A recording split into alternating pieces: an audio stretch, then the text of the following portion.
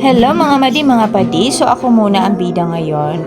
Hindi pala yan ang aking iba-vlog, kundi itong aming hagdan mga madi, mga padi, sapagkat ayan, naayos na po. So hindi na po sasakit ang aking paadyaan mga guys. So medyo maganda-ganda na ang paghakbang natin patungo sa ating trono, sa ating taas. Ayan. So, nababa naman ako madi kasi train ko ang paa ko kung hindi na ba sasakit.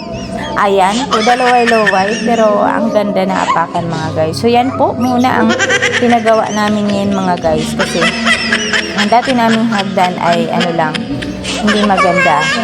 Temporary lang. Ayan. So yan po yung aking kapatid, siya po yung tagagawa ng aming hagdan. So very